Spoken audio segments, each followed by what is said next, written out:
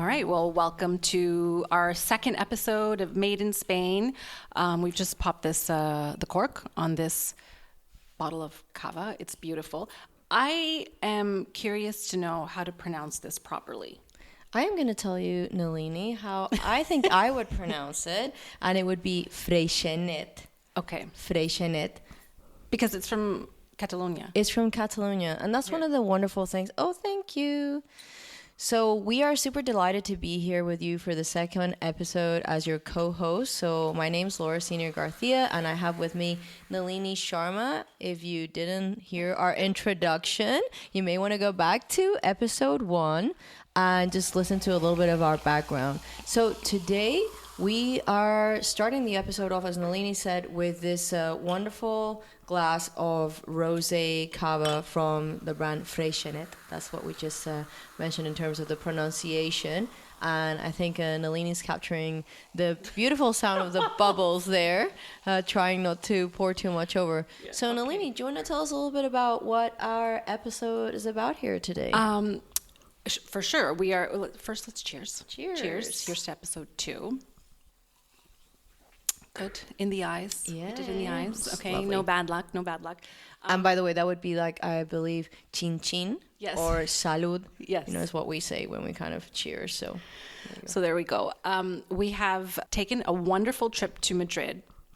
Like we said in the podcast prior, our first episode, that we are going to be covering Spanish fashion brands. Mm-hmm. And I had no idea until I think you told me that Loewe is an iconic and very traditional Spanish brand that has been around since the 1840s-ish. I think there's some debate as to that, but it is, it's got a very long, interesting history.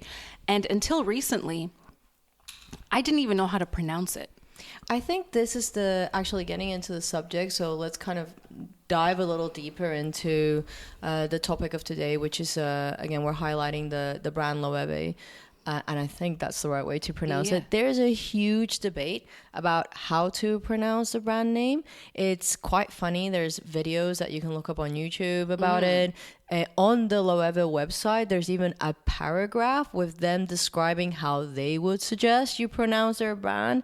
And maybe we can give a little background of where the name comes from and kind of where the mix-up with the pronunciation comes from. Because let me just say, as a Spanish person, that is not a Spanish surname or a Spanish word or anything like that. It's actually a very non-Spanish sounding brand.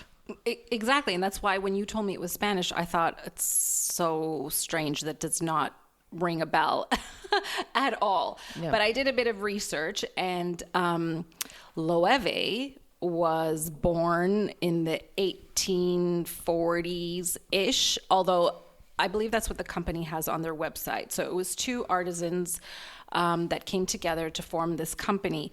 They did not have that last name. They were 2 Spanish families.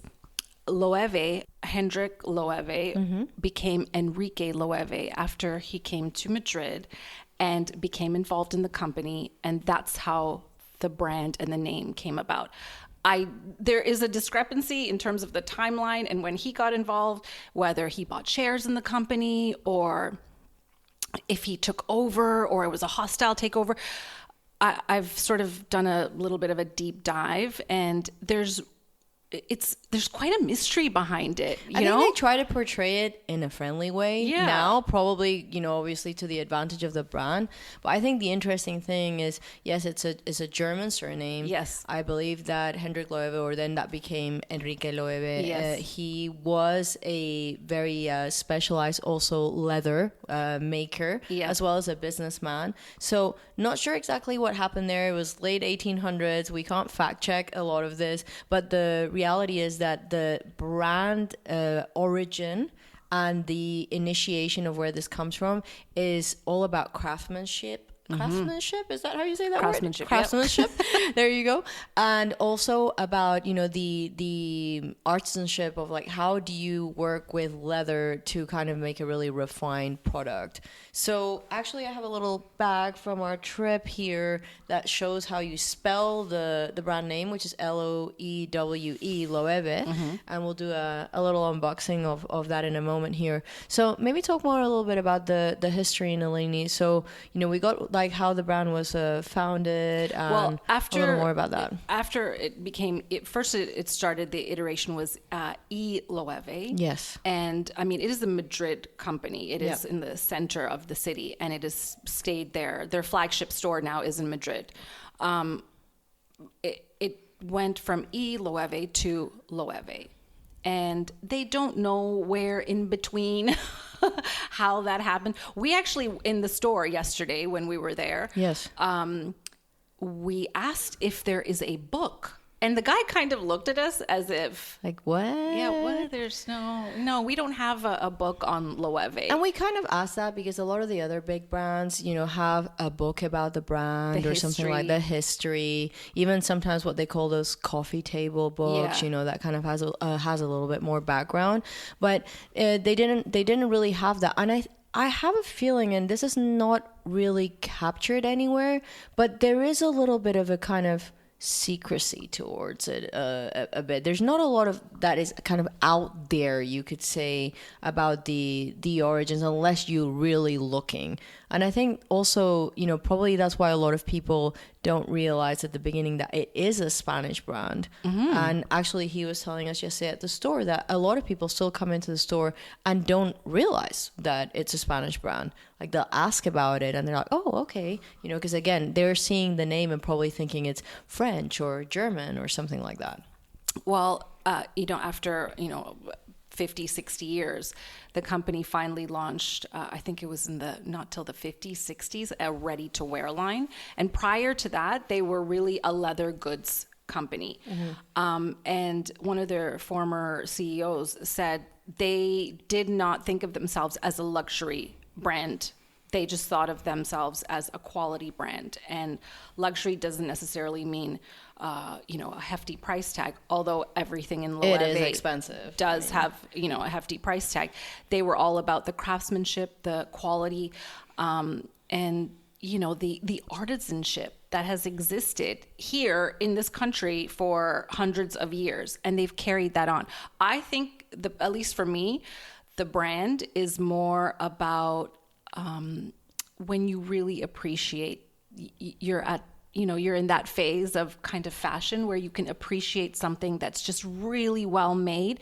You're not wearing it because you want everybody I think to see. It's almost like the definition of quiet luxury before quiet luxury became a thing. It's not, you're not going to see, you will see their logo on their handbags, but it's not like, like let's say, for example, we both like, Louis Vuitton and some of these brands, but, the logos are pretty much like plastered everywhere. You won't see that in Loewe. Like, you'll see the logo, but you're not going to see it like multiplied times 100 on a bag. It's very much kind of quiet luxury. And I think that they've probably, were doing that before it was a real big thing, you could say. 100%. And I think the one bag that really sets them apart is the puzzle bag. Yes. Even though we asked yesterday, which is your most kind of sold handbag? And I was so expecting him to say, is the puzzle bag. And he went, no, actually, I think he said it was like the Cordoba or something like that, that they had there, or a remake of that. But I really thought it was going to be the puzzle bag, because to me, that is so iconic. When you think of Loewe, you think puzzle bag, or you think as well the little, what do you call them? The baskets. Yes. The Loewe baskets that you said kind of remind you of Mallorca as well. Well, I will say, and this is not a knock on Loewe, but yes, we do love the brand. This is an observation. This is simply an observation. The basket, the summer basket that you, quite frankly, can buy one at Massimas for €20. It does not have the Loewe leather embossed on the outside. it's still a basket bag, though. Oh, yeah. It's going to serve exactly the same function. I mean, let's face it. And I will just say, well, I looked at the price. It's 500 euro. Yeah, and that's for like very, very basic basket with the logo nicely embossed and all that, but it's still a basket. That's where I think, to me, what I appreciate about a brand like that, let's say if I'm going to go buy a handbag there, I would be looking for the leather, the really nice soft leather that's going to continue to evolve with time, where it starts looking a certain way and it becomes a vintage piece for you, or you keep it, or it has a resale value. I mean, I'm not knocking their basket bag. It's definitely better than the ones they sell at the grocery store. But still, however, like you said, and it's more to me. The basket is more like a fashion statement, than it would be an actual. Like, again, we go back to what's important to us, and it's quality, it's the product. So yeah, I totally agree with you. I think that if I'm going to go and choose a piece in there personally, I would be going for one of the ones that have that resale value. Yes. That would be the puzzle or one of the other ones. Also, I think it's worth mentioning that the decoration in the store, and it also reflects very much that very clean lines. Mm-hmm. We noticed when we walked in, there was barely any music playing. There wasn't music. It was like super simple. Quiet. All the products are like very dispersely spaced out. Yeah. It's not like a lot of things in the same place. It's not very flashy per se. No, but the collaboration they had with the Japanese artist, they have a really beautiful display, and they change it seasonally. Yeah. But let's talk about our experience then. Sure, absolutely. At the store, yeah. Yeah, so we took the train to Madrid, mm-hmm. which was fantastic. We have a bullet train here, so 2.5 hours. We're in the capital city. Quick trip to the Loewe store. They were super welcoming. Yes. And we were very upfront. We were sort of nervous at first because... we're kind of shopping, but we're also looking around. We're here on a reconnaissance mission, just to get a flavor, a feel, an experience. But I told, and I felt bad I didn't ask his name. Yeah. He was really, really nice, very helpful. And we were very upfront with him. We said, listen, we're starting this podcast, and this is one of the brands we want to feature. We just have some questions. And I think the first question I asked him was about those wooden, I don't know what he said, so there's like these big wooden sticks, is the way I would describe it, but they're not obviously sticks. They look like screws. They look like giant screws. Giant screws, but they're somehow used in the process of making olive oil in the countryside. Yeah. And they had taken those and refurbished them and made them into decoration pieces. And they're authentic. They're not replicas. They didn't just make it as, a piece. They're originally used in olive oil production. Yes. So, it was just interesting. That was, I would say, outside of their collaboration that they had in the front, that's really the only decoration. They had nothing. It's very clean, very simple. Very, very different. And I will say, and we mentioned this to some of the people at the store as well, because I was on a recent trip to Japan, and I saw a number of Loewe stores in Tokyo.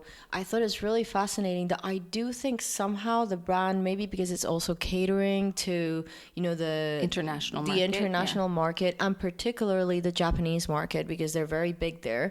Again, we saw the Japanese collaboration, some of the pieces that were there. This is their second year in a row that they're doing. And he said it sold out. Yeah, exactly. As soon as he said it was almost sold out in pre-order. So I think that vibe also kind of is incorporated into the store design a little bit. And again, going back to even like the look and feel, the smells, it wasn't, very overpowering. I think it's also worth mentioning that they do have a wonderful line of perfumes. And before we ever knew we were going to be talking about this subject, that's one of the gifts that, remember, I got for you last year, was one of the Loewe perfumes. I think it's called Ella. Ella, so her basically is the translation. And that's the one thing that we did purchase yesterday was a perfume. So I'm going to go ahead and open it. It was a much more comfortable price point, let's just say. Than the handbag. Because the one I liked was like 2,300 euros. I'm like, okay, that's going on the wish list for some point. So we're just unboxing this like beautiful perfume with my super long nails, which helps. And this one actually, because Nalini's my designated stylist for clothing and for perfume, she picked for me. And this perfume is called Earth. So hopefully I can figure this out. I will say, and this is just advice, for people who are, let's say you're in Madrid for the day, and maybe you think that you don't belong in a designer store, or it seems intimidating. What I would say is that a lot of these very high-end stores, it's much more than a retail experience. It's like being a little museum. It is like being in a museum, and their customer service was excellent. They made everybody feel welcome. Not everybody was buying. Some people were just looking, and they treated, I would say that they were really very welcoming. Yeah, absolutely. So I would give them kudos for that. It has not been my experience at every designer store, because sometimes, maybe I do want to buy something and maybe it is going on the wish list, but I still have to look around. So do you. Nalini, can you do this, please? My nails are getting in the way. Oh my goodness, this perfume bottle actually goes with what we're wearing, and we did not do it on purpose. That's why. One second, That's why it's kind of becoming harder. One thing about the perfumes that we did find out that was quite interesting, there's some that are at a price point of between 100 and 150 euros, which is one of the ones that we purchased here. But then they have these collaboration bottles. And I did ask him, I said, what is the difference? Yeah, you have perfume that 100 euros, 70 to 100, maybe 150, and then it goes from there to 250 to 850. So I asked him what the difference was. Good. It turns out the difference was a ceramic piece on the top. The perfume is the same though. I was like, okay, I think then we'll save that for the handbag. That's nice. Yes. So super recommend the experience. And again, going back to why did we want to talk about this brand?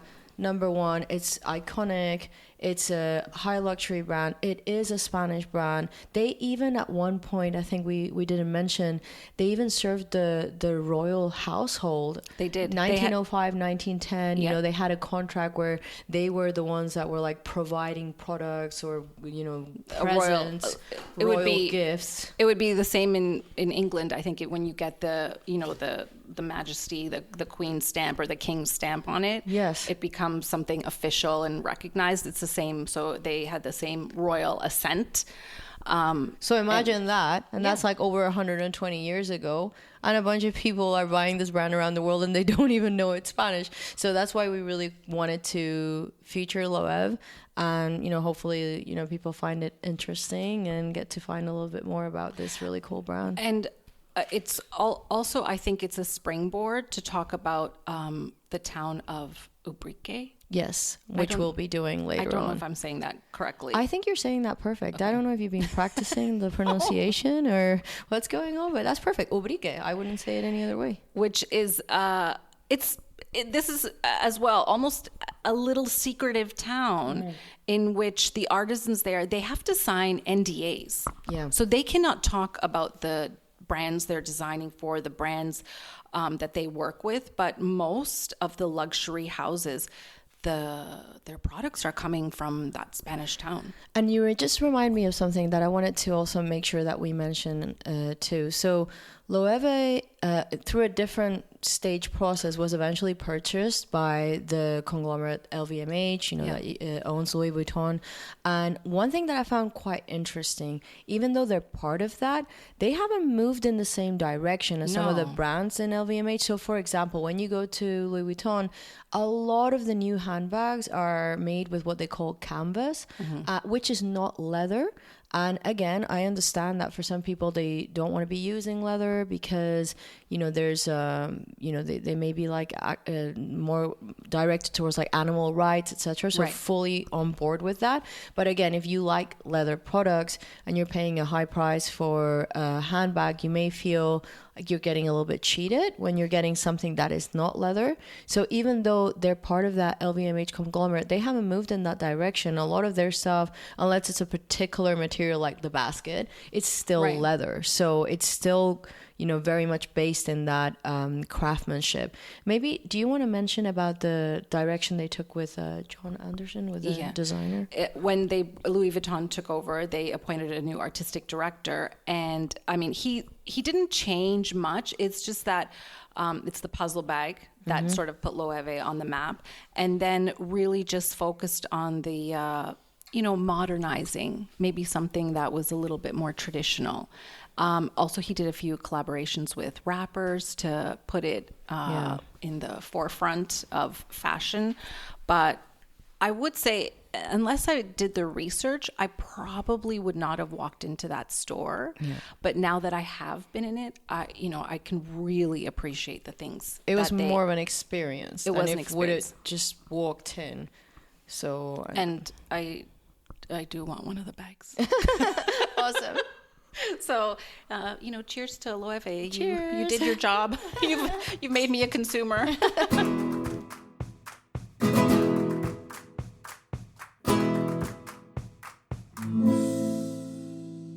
So, our second slice of life, really, really excited actually to talk about our little trip to Madrid. Oh, it was so fun. And today we are obviously continuing with our wonderful cava here.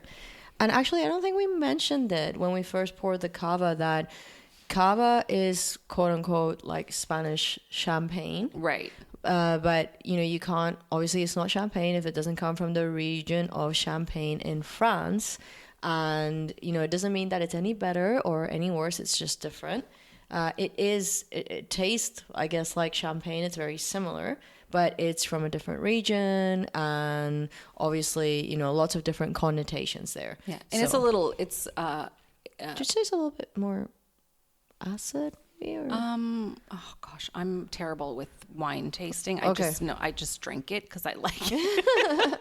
It's like more on the consumer side than the connoisseur side. I'll know if I don't like something. So immediately I will decide that I don't like it. But quick fact about cava. It came about because there was a plague of the red grape variety throughout Europe. What? And also Spain lost a lot of their territory in South America. Okay. So wine that would have been exported or they would have shared relations with, they could not produce the wine anymore. So they started producing cava? Winemakers figured out that they could grow white grapes very easily. The climate was well suited for it, and they studied the method, the traditional champagne method from France, and brought it back here and started producing it to, make a new industry, right? So when you think, in the 1900s, early 1900s, you have farmers that are struggling. Then there's the Spanish Civil War. Yeah. This was a way for them to make money and business. And the bottle from Freixenet, the black bottle. Yes. That's something very iconic that, people were against putting that black bottle out, but it has become emblematic of this particular brand. Okay, that's amazing. Yeah. So it was almost like a transition because of the struggles with the production of red wine. Yes. To go to cava, which is interesting because, as I believe I had the luxury of visiting the Champagne region. Yeah. And one of the things that I realized is it is extremely complicated to make champagne or cava or anything that has the bubble, you could say. And it's the yeast. Yeah. So they say apparently for this particular brand, the yeast is as if you make a sourdough bread, the mother yeast, they have the mother yeast that is extremely old. Amazing. So, slice of life today, we want to talk about our trip to Madrid. Yeah. And we have the churros with chocolate here, which is something very typical that you can find in a lot of the churrerias in Madrid. Churros are basically super unhealthy. They're fried dough. They're so decadent, and we didn't actually put them on these churros, but a lot of times people put actually glass sugar. Yeah, the kind of really fun icing sugar. That's right, on top of the churros. So and it's cinnamon, the cinnamon sugar. So by the way, a lot of people recognize churros as well from Mexican cuisine. Mm-hmm. I'm not gonna get into like who owns churros, but I'm pretty sure they came from Spain. But you can find churrerias and a lot of different places where you can buy churros in Madrid. And the typical thing to have them with is hot chocolate. Oh, it's so so good. we actually have some hot chocolate Try here. it. I was trying to even out my glass with Nalini's glass, so that's why it kind of it looks like I've done like a big decoration thing. So we'll try the churros. Oh, look, they're still crispy. Yummy. Oh, it's warm. The chocolate's warm. Hot chocolate. Apparently, in Spain, there is only loud, crunchy food. Yummy. Episode 1, episode 2, it's loud, crunchy food. Yeah, we have a theme here, like the crunchy tostadas and the crunchy churros. Oh my god, Oh, they're good. it's so good. You're supposed to drink the hot chocolate after. I can't do everything at one time. I feel bad about speaking with my mouth full, but so we wanted to share with you about the whole kind of Madrid experience and what it's like to take a little day trip there, coming from the coast where we live. So as Nalini mentioned, we took the train up there when we were talking about Loewe, and it is just a short bullet train ride. A heads up, because we're not trying to paint a super rosy picture of like everything is great. You know, the train station that you go into in Madrid, which is called the Chamartín station, is not great, at least at the moment. They're doing a lot of refurbishing work, and I would actually suggest to people that if you're going to spend the day in Madrid and you're taking the train, minimize the amount of time you're taking at the train station. Yeah. Because it's not really a very nice place to hang out, because there are so many cool places in Madrid that you can go to. Yeah, it's under construction, so I think when it's finally done, it will be one of the biggest. Yes. For sure. Don't you think the biggest in the country? I'm not sure, but what they're doing is amazing when it will be finally finished, which is, I think, a couple of years. But they've changed the layout. And this is the thing. We're not here to paint a rosy picture of everything. It is not... It's not a romantic, Orient Express kind Train station. No, it's not. It's train more journey. Like you get in there, you get your seat. 2.5 hours, you're in Madrid, and then make sure you go to the restroom before you go to the train station. Yeah, you don't want to stand in line for 20 minutes. Yeah, so. don't do that. Also, there's no food there right at the moment. Yeah, very little, unless you're into fast food or Burger King. But outside of that, let's talk a little bit about our experience in the Mercado de San Miguel, in the market there. Gosh, so I do know it is very busy there. There are a lot of people. So for those that, like a kind of quieter experience, maybe not the right place to go for lunch. But if you are looking for kind of a bustling, like really kind of a lot of movement, a lot of energy, that's a good place to go. There must be, I don't know, probably like 100, no, maybe less than that. But a lot of different stations, you could say, or little shops in that market. You have everything.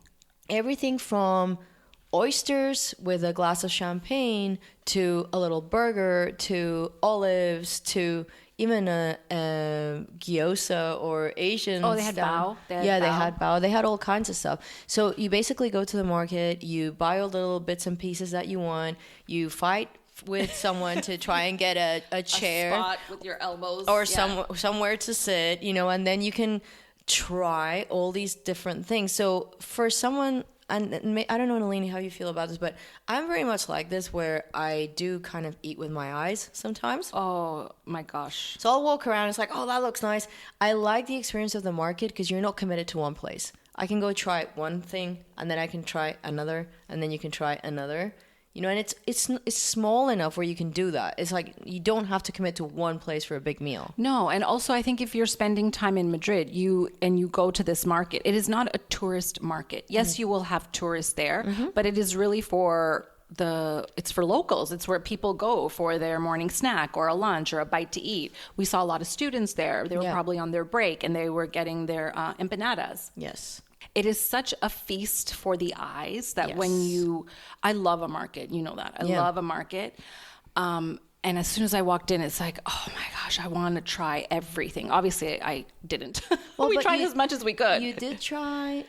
So what were a couple of things that you tried for the first time yesterday? You tried boquerones. Yeah, which when she described it to me, I'm like, oh, I don't like. Like, are you trying to sell me on these, or like, are they sardines? I'm like, they're not sardines. They're like, I guess it's like a different kind of anchovy.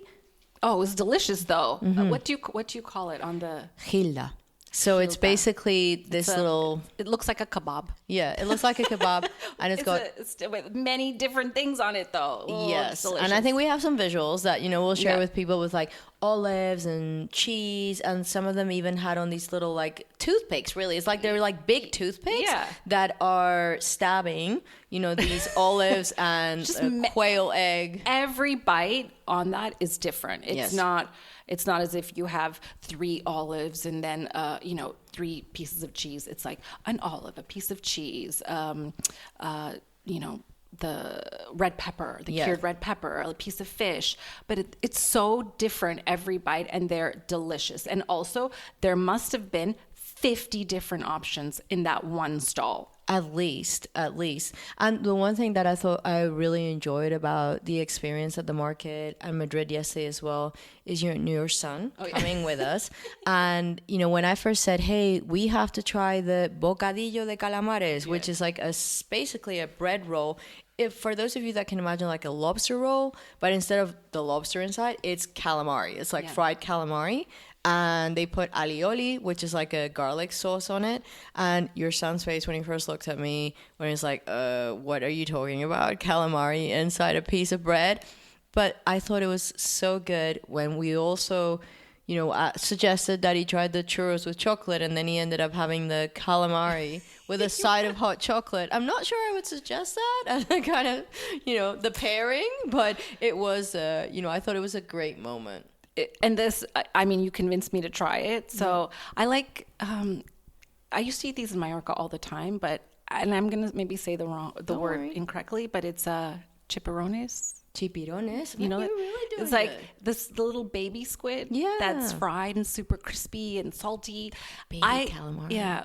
I love those. Those are delicious, but I generally do not care for the ring. Yep. I don't like how it looks. I don't like the texture of it. But yesterday I had it and it was really good. It was actually really probably good. Why you don't like the texture? Because in a lot of places, if the quality is not good, those calamari rings can be hard as rubber. Yeah. Like you could probably bounce them off someone. They're really, really hard. Whereas yesterday, I think as we were getting really good quality, they're actually kind of tender. And they're small bites, so it's the perfect way to eat. And we saw so many, I think, just really local people who come there for their little morning snack. And it is a little bit more expensive inside the market because it is more of a place that people visit. But if you go to the surrounding area around the market, there's a bunch of places that sell the bocadillo de calamares, and it's kind of like half the price, but still it was really, really good.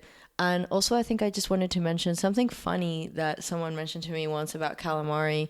We went to a Spanish restaurant, and I was with my husband, and he doesn't speak much Spanish, and the waiter actually came up to me and said, okay, so here's the rings for him, and here's the tentacles for you, because we know that the foreigners don't like the tentacles of the calamari, so they don't tend to like the people who are not from here don't tend to eat the legs, whereas you saw in the sandwich legs were also thrown in there. It's okay because it was fried. Yeah, exactly. It was fried and it was covered in it was delicious. We had that, and what else did we have? I had my little tortilla. Yes, and we'll feature tortilla in the next episode. Yeah, when we talk about Benidorm. But I think that's just to kind of give people a flavor of what that trip was like. Is there anything else you want to mention about the trip to Madrid that you think people would find interesting? I think people, and I'm not saying one is better than the other, but Madrid, honestly. And I've been to Barcelona several times. I prefer Madrid for myself, just for the things that I'm interested in. Yeah. It's a really walkable city. It is. I mean, you have your comfy shoes on. It's walkable. There is just so much to see and do. The food is fantastic. And that market was so beautiful. Yeah. And by the way, if you're thinking about, traveling around Spain and you're thinking about taking the bullet trains, if you look with enough time in advance, it can be very inexpensive. Yeah, very inexpensive. You can actually get to the coast some days for like €9, you have to look for the offers and that kind of thing. But it is a really neat experience to seek out. Obviously, there's all the cultural part. We're talking about the food and the shopping, but there's a tremendous amount of museums and palaces, cathedrals, all kinds of stuff. Have you been to the palace, by the way? I have not, actually. Oh. Maybe in one of our next trips. Actually, it's walkable from where we were. Awesome. We could have walked. We were a bit lazy yesterday, but Yeah. after eating, we were a bit lazy. But it's walkable. It's beautiful. One last thing. If you go to Madrid and it's around near Christmas time and you want to stand in line for 2 hours, you can go get yourself a Christmas lottery ticket. Oh, near yeah. the center, which is very, very typical of here. And every single time I've been to Madrid in my life and I've walked near that store that sells the Christmas lottery, it's called Doña Manolita. They have a queue that's like over 2 hours. Sometimes they even pay people to go stand in line too. Really? It's El Gordo, no? Yeah, El Gordo de Navidad, Yeah. like the Christmas lottery Yeah. here. Okay, should we transition to our phrase of the day today? Oh my gosh, I blocked that out. But yes. Are you ready for this? Yeah, I'm sitting up straight. I think you're gonna kill me, but No. okay. Hold on. Let me get my drink. All right. This is not Okay. going to help my brain, but No. So the phrase of the day today. no. And keep in mind, she has not told. We know nothing. We spent like 48 hours together. Yes. In the last couple of days, I do not know the phrase. Okay. I'll say it's a Spanish phrase, but it's not just a Spanish phrase. It's kind of a phrase that has some different connotations. It is no tengo el chichi para farolillos. Okay, I don't have. What's chichi? What's chichi? Should I know what this is? I know a lot of bad words. This is a bad word. Feminine, like the female parts. Oh, okay. I should know this. My kids say only bad words, but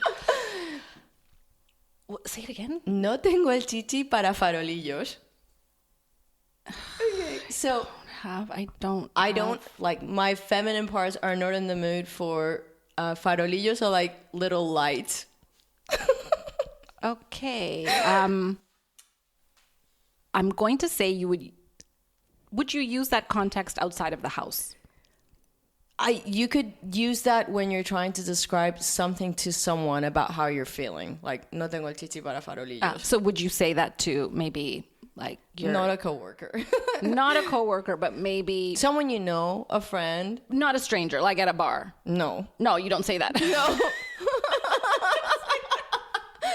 It's like a little inappropriate, but I wanted to see if you could actually capture what do you think it means. Yeah, I guess, yeah, you're just not in the, like, don't bother me. I'm not having it. Just, I'm not in the mood. Yeah, like, I'm give me not, a break. Don't give me a break. Or I am not in the mood for stupidity today. Oh, okay, Like, that's good. no silly business. No tengo el chichi para farolillos. you know what? You're going to write that down, and I'm going to use that liberally in my house. I don't know if you want to do that or not, but My kids will be like, stop, say that word. awesome. All right, well, what do you want to cheers with? Hot chocolate or? I'll go with the cava. Yeah, there you go. Cheers. Cheers. And coming up on our next episode, real contrast. We've gone from Madrid, and we're going to what I like to describe sometimes, and I mean it in a loving way, the baddie of Costa Blanca, Benidorm.